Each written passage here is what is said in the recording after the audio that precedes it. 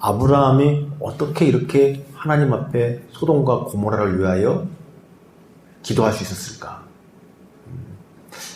하나님이 어떠한 분이신 것을 아브라함은 잘 아는 사람이잖아요. 하나님이 어떠한 분이시라는 것을. 그래서 애굽에 내려갔을 때도 하나님께서 자신을 건져주셨고, 또 전쟁에 참여했을 때도 하나님께서 구원해 주시고 전쟁에 큰 승리를 주셨고, 때로는 낙담해서 실망하고 있을 때도 하나님 찾아오셔서 친히 약속을 갱신해 주시고 용기와 힘을 주시는 그 하나님. 그러니까 아브라함은 그 하나님을 잘 이제 아는 사람이죠. 지금껏. 그리고 하나님께서는 아브라함에게 계속해서 소명과 비전을 주시지 않습니까? 너로 하여금 세상 가운데 복이 흘러가게 하겠다. 이런 말씀을 계속해서 재차 주신단 말이죠. 그러니까 하나님께서 아브라함을 향한 어떤 사랑이고 아브라함을 향한 하나님의 어떤 소명 같은 거죠. 그걸 재차 계속 주셨단 말이에요. 자, 그런데 오늘 그런 아브라함이 하나님 앞에 무엇을 하냐면 바로 소돔과 고모라를 위해서 간절히 기도하는 거예요. 그런 하나님 앞에 기도하고 또 기도하고 또 기도하고 기도하고. 그러니까 어떻게 보면 하나님이 어떠한 분이신지를 또 확인하고 또 확인하고 또 확인하고 또 확인하고 또 확인하는. 그렇죠? 아브라함, 우리 믿음의 조상 아브라함이 하나님 앞에서 이렇게 기도하셨기 때문에 우리 하나님은 이러한 하나님이시구나. 심판 가운데서도 사실은 심판을 원하시는 분이 아니라 하나님조차도 구원하고 싶어 하시고 긍휼과 인내를 베풀어 주고 싶어 하시는 하나님을 우리가 아는 거잖아요. 예수님께서 겟세마네 동산에서 하나님 앞에 간절히 기도하시는, 땀방울이 핏방울이 되기까지 기도하시는 장면을 통해서 우리는 알게 되잖아요. 하나님께서 어떠한 분이신지를 알게 돼요. 예수님의 그 기도 때문에.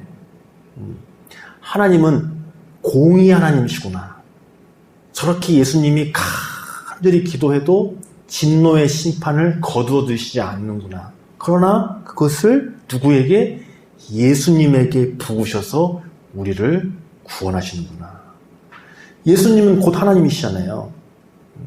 자기의 뜻대로 하지 아니하고 하나님 뜻대로 순종하기를 원하여서 핏방울 되도록 기도하시잖아요. 그 모습을 보면서 우리는 하나님을 알게 되는 거죠.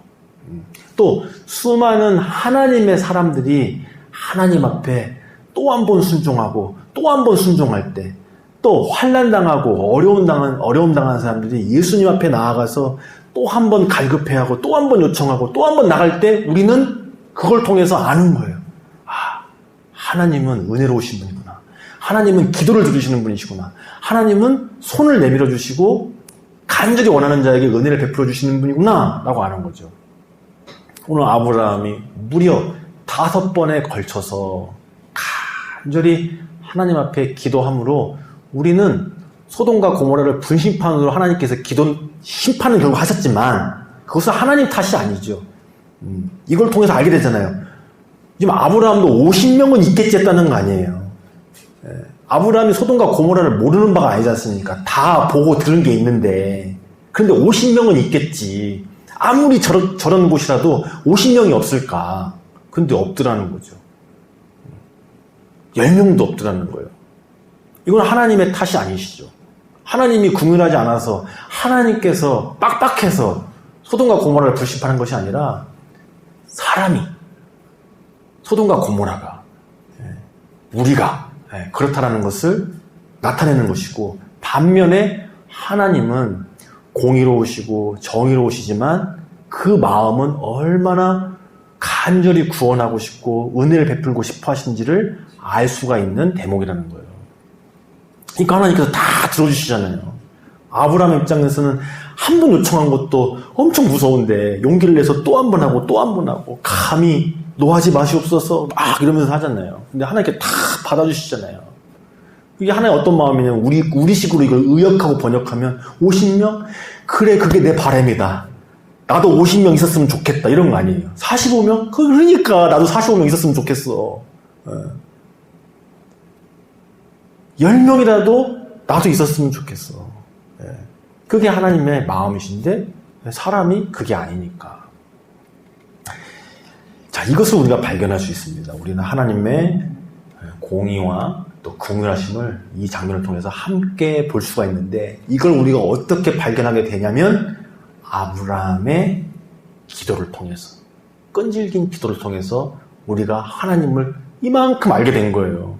근데 아브라함이 시도조차 안 했다면, 한두 번 하다가 에이, 내가 무슨 소돔과 고모라 때문에 기도야, 무슨 롯 때문에 기도야, 여지껏 내가 롯 때문에 고생한 게 얼만데, 만약에 그랬다면 우리가 아는 하나님은 그 정도의 하나님이시겠죠. 오늘 우리가 아브라함이 연단되고 성숙한 모습을 봅니다. 아브라함을 우리가 볼 때 트레이드마크가 있잖아요. 아브라함! 그러면 보통 두 가지가 떠오르죠. 하나는 본토 친척 아비집을 떠난 믿음의 조상 아브라함, 또 하나는 이삭을 바친 아브라함. 이게 양대 축이란 말이에요. 근데 여기 못지않은 게 바로 오늘 이 장면이죠. 소돔과 고모라조차도 하나님 앞에 중보 기도하는 아브라함. 예수님의 예표와 같죠. 세상에 그 소돔과 고모라까지도 중보하는 아브라함이 된 거예요. 열국의 아비와 열국의 어미가 되게 하겠다 하셨잖아요. 모든 나라, 모든 열방의 아비와 어미가 되게 하겠다 하셨는데, 그 아비와 어미의 어떻게 보면 자격, 모습, 그게 뭘까? 이런 나라들까지도 품고 기도하는, 이런 죄악과 음란한 것까지도 품고 기도하는. 그렇죠? 새벽에도 함께 나눴는데 이거하고 반대되는 사람이 딱 요나잖아요. 요나는 거꾸로예요. 하나님이 얼마나 은혜롭고 자비롭고 긍휼한지를 너무 잘 알아가지고 반대로 튄 사람이잖아요. 저기 가서 니느웨 가가지고 복음을 전해라. 근데 요나는 너무 잘 알았어요. 하나님은 은혜와 긍휼의 하나님이라는 걸 알았어요. 저 니느웨 같은 곳에 가서 복음을 전해버리면 하나님이 용서해 주시고 구원해 줄 거 알으니까 그게 싫어서 반대로 도망간 사람이 요나 아니겠습니까? 그러니까 요나의 모습을 통해서도 우리가 뭘 알 수 있냐면 하나님께서 얼마나 긍휼하신지를 우리가 알 수가 있어요. 은혜로우신지를. 그 요나를 바다 건너까지 가서 뱃속에 숨어 들어간 요나를 어떻게 해서든 끄집어내가지고 데려다가 선포하게 만들잖아요. 그렇죠? 그 하나님의 마음. 그 하나님의 마음. 그런 것처럼 오늘 이 아브라함의 모습을 통해서 우리는 하나님을 발견하게 되고, 또 아브라함이 이렇게 이 소돔과 고모라를 위해서 포기하지 않고 기도하는 것을 통해서 그 자신도 열국의 아비가 되고 어미가 되어져 가고 하나님을 또 한 번 깊이 아는 거죠. 또 한 번 깊이 아는 거죠. 왜냐면 하나님께서 자꾸 기도를 들어주시니까, 야, 내가 아는 하나님을 또 뛰어넘고 뛰어넘고. 자, 그런 면에서 오늘 마지막으로 살펴볼 것은 뭐냐면 바로 그런 면에서 아브라함을 성장시킨 것은 물론 하나님이시지만 하나님께서 여러 방편을 통해서 아브라함을 성장시켰겠죠. 예를 들면 가나안 땅에 있는 여러 족속을 통해서, 또 환경을 통해서. 근데 그 중에서 단연 1등 공신, 아브라함을 성숙케 한 1등 공신 누구냐? 조카 롯. 계속 끊임없이 나오잖아요, 조카 롯이. 이 조카 롯이 처음에는 잘 함께 믿음으로 따라 나섰는데 애굽 갔다 오더니만 확 변했잖아요. 애굽 눈이 탁 들어와가지고. 그래서 삼촌을 대적해가지고 소돔과 고모라로 가지 않습니까? 그럼에도 불구하고 아브라함은 그 조카 롯 앞에서 뭘 택했냐면 너와 나는 친족이다. 싸우지 말자. 심지어는 땅도 먼저 가져가라. 이게 누구 때문에 생긴 거냐면 어떻게 보면은 하나님을 경외했기 때문에 할 수 있는 일이지만 어떤 면에서는 바로 조카 롯에 의해서 연단되어지고 성숙해져 간 거죠. 자, 근데 이 조카 롯이 전쟁통에 또 끌려갔잖아요. 사실은 조카 롯만 아니었으면 뭐 아브라함이 어떻게 해서든 수를 써가지고 뭐 꼭 싸워서만이 아니라 외교라는 건 안 싸우고 하는 게 좋은 거잖아요. 근데 조카 롯이 일단 잡혀갔으니까 어떻게 해요? 목숨 걸고 참전해야죠. 아니면 죽게 내버려 두든가. 떠났으니까 알아서 뭐 어떻게 하겠지. 뭐 아니면 조카 롯이 믿는 하나님 있으시니까 하나님이 선하신 대로 하겠지. 이렇게 해버리면 끝나는 거잖아요. 그럼에도 불구하고 생명 걸고 전쟁에 참전했어요. 그랬는데 그는 누가 하나님을 경험하는 거예요? 아브라함이 하나님을 경험한 거죠. 조카 롯을 구원하기 위해서 뛰어든 아브라함이 하나님을 경험한 거예요. 근데 막상 조카 롯은 크게 하나님의 은혜를 경험한 것 같진 않아요. 어떻게 할 수 있냐면 아브라함한테 안 돌아왔잖아요. 그냥 소돔왕 따라가서 또 소돔에서 그대로 사는 거 아닙니까? 그러니까 어떻게 보면 롯 때문에 아브라함이 하나님 앞에서 쉽지 않은 결단을 연거푸 한 건데, 정작 그 은혜를 받은 롯은 계속해서 점진적으로 소돔 고모라에 가까워지고 거기에 더 주저앉게 되고 죄악 속에서 살게 되죠. 어떤 해석에서는 그것은 단순히 어떻게 보면 롯만의 문제는 아니다 이렇게 보는 견해도 있습니다. 왜냐하면 롯을 의인이라고 얘기하거든요. 히브리서가 보면 고통당한 의인이다. 그러니까 어떻게 보냐면 롯이 이미 선을 넘은 거예요. 그 죄악의 땅에 가가지고 가정을 꾸리고 아내도 생기고 자녀도 생기고 하니까 이게 본인이 이제 어떻게 할 수가 없는 거예요. 그 상황 속에서 나중에 보면 이제 나오지 않습니까? 천사들이 가서 끄집어내려고 해도 그 사위들, 그 딸들, 심지어는 아내의 모습을 보면 유치가 되잖아요. 어쩌면 롯은 마음이 그게 아니었음에도 불구하고 이미 너무 깊숙이 젖어들어서 뭐 그럴 수는 있죠. 삼촌 따하고 싶은 마음은 있긴 한데 이미 나는 소돔과 고모라 사람이 되어버려가지고 어쩔 수 없이 간 걸 수도 있겠죠. 굳이 좀 변호를 하자면 성경이 어쨌든 롯도 의인이라고 하니까 그런 면에서는. 자, 근데 어쨌든 롯은 결론적으로는 계속해서 은혜를, 사실 아브라함을 통해서 계속해서 은혜를 체험했고 하나님 살아계심을 본 거 아니에요. 죽거나 롯의 족속은 평생 종살이 하거나 그럴 뻔했는데 자기 삼촌이 와가지고 구원해 준 거 아닙니까? 그리고 그 삼촌이 눈앞에서 보여줬어요. 멜기세덱에게 예물도 드리고 또 하나님을 높여드리는 걸 보고, 심지어는 자기 자신은 소돔왕을 얼마나 대단하게 받겠어요. 그런데 그 앞에서 담대하게 너 가질 거 다 가져가라 이렇게 하는 걸 보면서, 그걸 다 봤음에도 불구하고 롯은 소돔 고모라에 남아있더라. 참 안타깝죠. 그럼에도 불구하고 아브라함은 또 어떤 선택을 했는가? 바로 소돔과 고모라가 심판당한다는 것을 들었을 때 조카 롯을 위해서 이렇게 또 중보하더라는 거예요. 조카 롯을 위해서. 소돔과 고모라를 위해서 중보한 걸 수도 있지만 사실은 조카 롯 때문에 했다고 보는 것이 좀 더 타당하죠. 그러면서 그렇게 아브라함이 열국의 아이가 되는 거예요. 우리도 그렇잖아요. 우리도 예를 들면 뭐 처음부터 예를 들면 무슨 봉사활동을 한다. 처음에는 그것이 있는 게 아니라 거기에 누가 아는 사람이 있어가지고 한번 도와주려다가 해보니까 야, 이런 곳이 있구나. 이런 세계가 있구나. 이런 필요가 있구나. 이렇게 아는 거 아닙니까? 예를 들면 우리도 누구 아는 사람 때문에 뭔가를 하다가 야, 이게 정말 하나님의 필요하니구나. 이렇게 하면서 생기는 경우도 있잖아요. 그런 것처럼 오늘 아브라함은 그래도 조카 롯을 위해서 이렇게 기도할 수 있는 거예요. 조카 롯 때문에 한 번 기도하고 두 번 기도하고.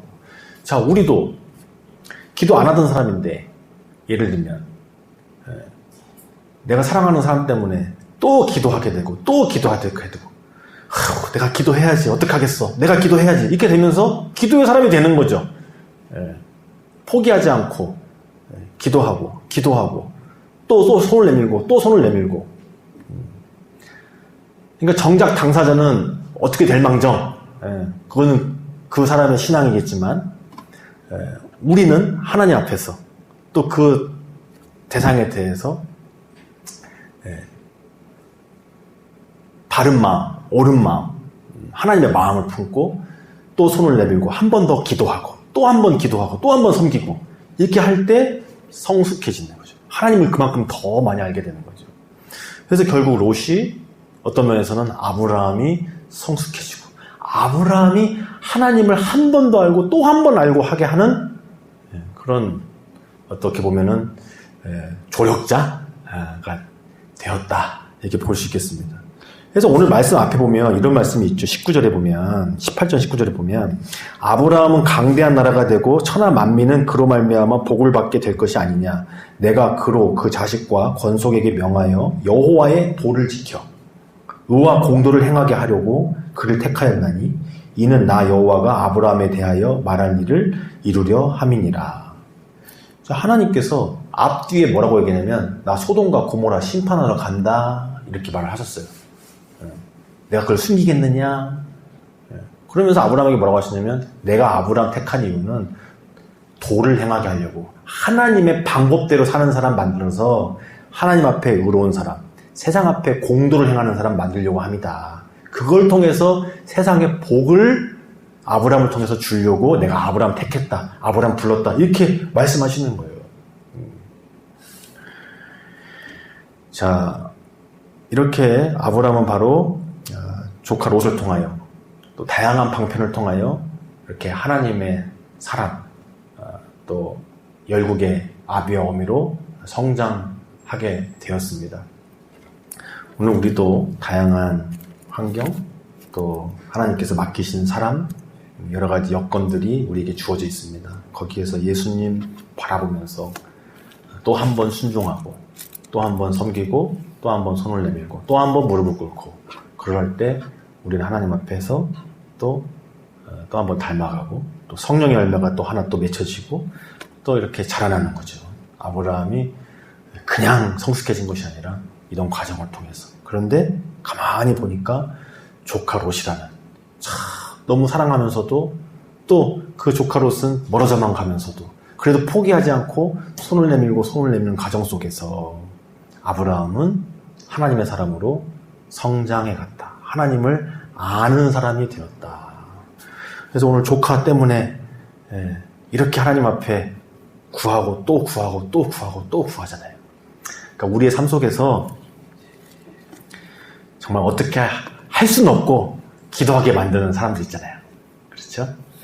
우리 자식이 됐든지 뭐가 됐든지 이런 사람들이 어떤 사람이냐? 내가 사랑하는 사람이에요. 어떻게 하지는 못하겠고 포기도 못하겠고 기도해야지. 또 한 번 기도해야지. 하나님 앞에 그렇게 또 한 번 기도해야지. 이게 우리가 사랑하는 사람들이잖아요. 아끼는 사람들이잖아요. 그 사람들이 우리를 이렇게 하나님 알게 한다. 우리를 이렇게 하나님 앞에서 성숙하게 만든다. 그래서 아브라함이 이렇게 롯을 통하여서 성장한 것을 보게 됩니다. 이런 의미에서 모세에게는 바로가 있었습니다. 바로 말고도 몇몇 사람도 있었지만 또 다윗에게는 사울이 있죠. 이런 식으로 그 사람을 연단케 하시는 또 어떤 그런 방편들이 있지요.